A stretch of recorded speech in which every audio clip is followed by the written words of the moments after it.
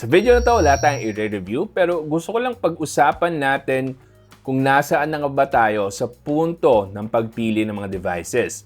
Have we become too specs-oriented na puro specs na lang talaga ang tinitingnan natin without even considering kung ano yung kukuha natin na user experience from our devices? Okay, so nanggaling tong topic na to from the comments that I got from the Natin 2A. So may mga nagsasabi doon na yung phone na yon is overpriced and not worth the 20,990 pesos na babayaran natin for the 12256. Now, just to be clear and very transparent sa inyo guys, yung Natin 2A na nireview ko was sent to me by Digital Walker, but here's the kicker. I don't get to keep it. So this one, I have to send it back to Digital Walker and it's not even mine. And to further clarify guys, hindi rin po ako binayaran ni Digital Walker.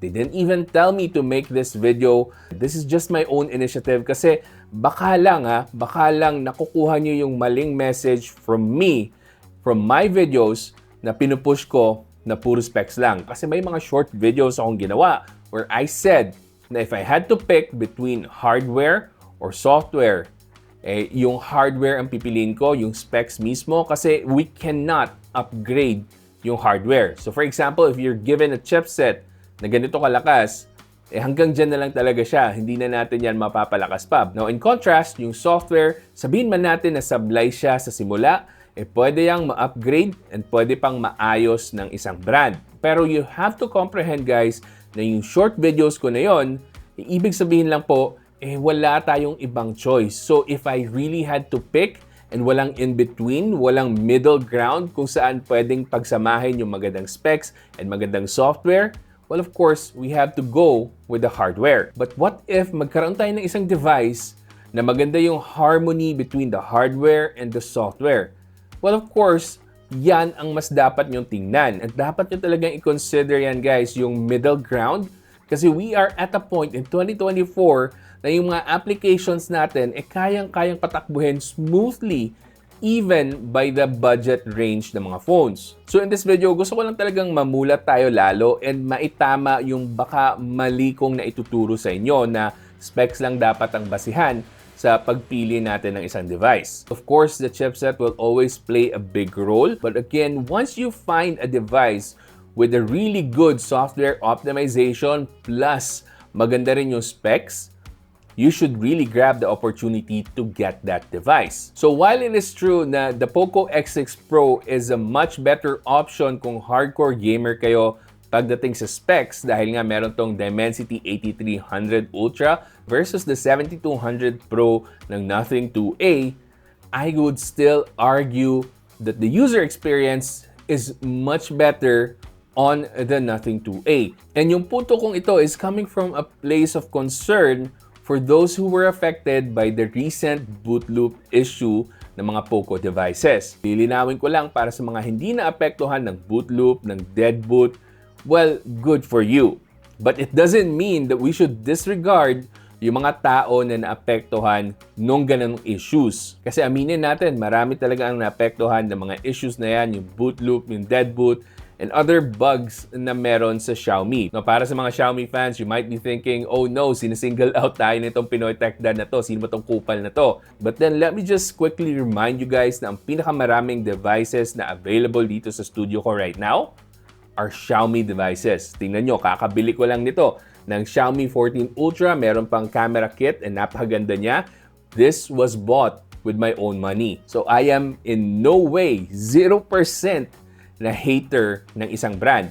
But I am just reporting and telling you kung ano yung mga na-experience ng ibang tao. And yes, while hindi ko na-experience personally yung mga dead boot and boot loop, but it's happening. And it's real. So wag po nating i-gaslight and i-disregard na lang ng basta-basta yung mga naapektuhan. At para naman sa mga naapektuhan, I think this is the perfect time to let your wallet do the talking.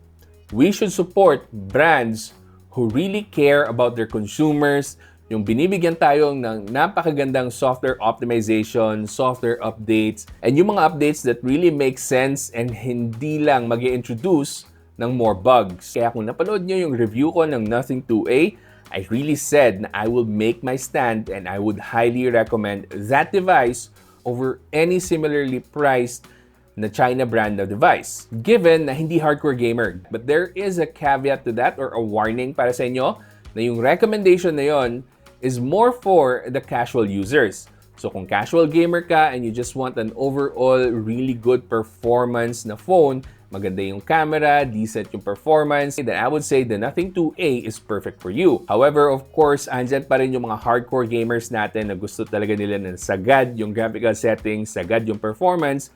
Then of course, the Poco F5, the Poco X6 Pro, the Poco F5 Pro are still one of the better choices out there right now kung performance talaga ang number one thing para sa inyo. Pero kami kasi mga tech reviewers, we also forget that there is a huge market out there, marami sa inyong viewers, na casual users lang. Hindi man kayo nagko-comment palagi, pero I know that you're there and you just want a phone that works, na walang bugs, na hindi kayo mamumroblema about the updates. So this is where my recommendation of the Nothing 2A comes in. And may mga nag-comment kasi na overpriced and hindi daw worth it para sa specs na makukuha nyo yung Nothing 2A. And ito yung mentality na gusto kong maitama natin, no? So huwag natin i-judge agad na porket hindi siya makasabay dun sa specs ng sabihin natin ng Poco na naka Dimensity 8300, ibig sabihin hindi na sulit. Siguro yung mga phones na pwede natin i-judge na ganyan is yung Snapdragon 695.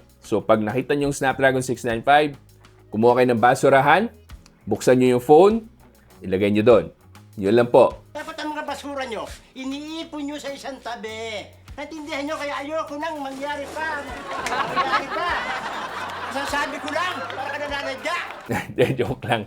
Siyempre, inaasar lang natin yung mga Snapdragon 695 na devices and brands na gumagamit niyan. Para balik tayo sa topic, seryoso ulit. So, yung 7200 kasi is a very good performing chipset. Of course, hindi lang siya kasing lakas ng Dimensity 8100, 8200, and 8300. But it can still deliver great performance. So, para lang sigurado kayo, no, I am staking my reputation here. Kasi nga, tinest ko, alam ko mismo kung ano yung nakuha kong performance from the 7200 Pro on the Nothing 2A. Maganda yung thermals.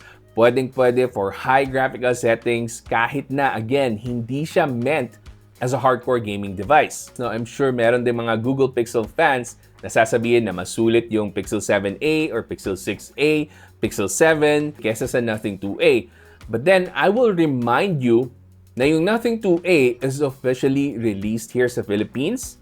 Meron po siyang local warranty if ever magkaroon ng sira or damage or pareho nung Nothing Phone 1 na merong green tint issue, pwede nyong ipa-replace sa digital walker mismo. So medyo big deal po yon kasi if you're getting a Google Pixel device here in the Philippines, alam nyo na po yan.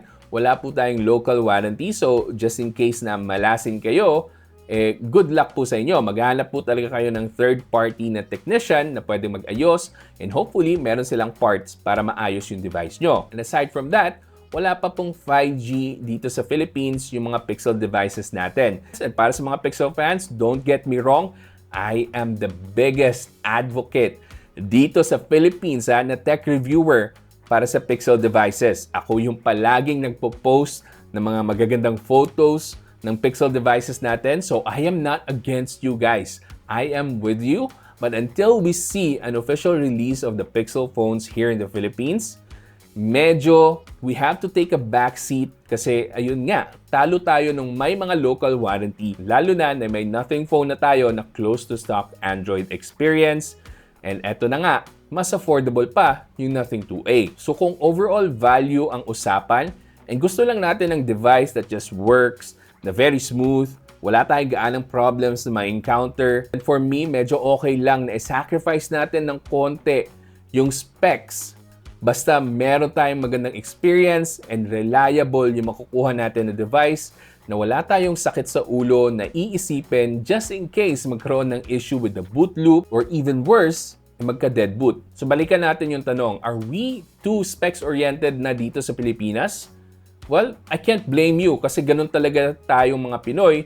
Gusto natin yung best value for our money. Kailangan talaga natin makuha yung best specs para sa pera natin. After all, it's your hard-earned money. Pinaghirapan natin yan.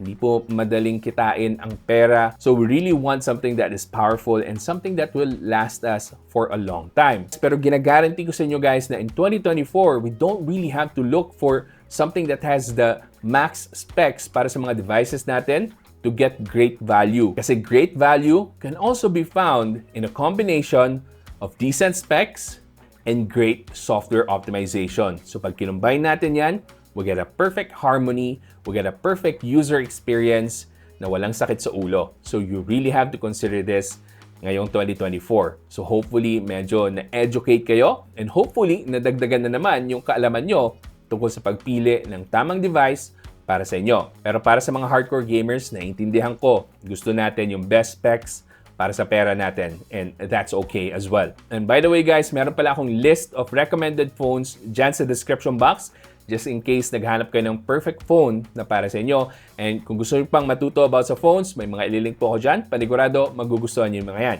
So hanggang sa susunod, ako nga pala ulit si Janus ng Pinoy Techdad. Kita-kita ulit tayo.